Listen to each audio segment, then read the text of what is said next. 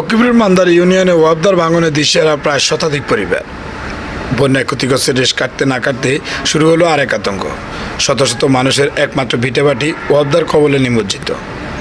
এই ভাঙনের হাত থেকে রক্ষা পেতে গ্রামবাসী মানববন্ধন কর্মসূচি পালন করে। ভাঙন রোধে গুরুত্বপূর্ণ ভূমিকার দাবিতে প্রশাসন ও সংশ্লিষ্ট কর্তৃপক্ষের অবহিতকরণে মানববন্ধন কর্মসূচির মূল লক্ষ্য ছিল। এ সময় বিভিন্ন শ্রেণী পেশার ভুক্তভোগীরা অংশগ্রহণ করেন। তাদের বিভিন্ন প্রতিবাদী বক্তব্য উঠে আসে। লক্ষ্মীপুর সদর উপজেলার মান্দার ইউনিয়নের অঞ্চলটি দীর্ঘদিন যাবৎ ভাঙনের কবলে রয়েছে।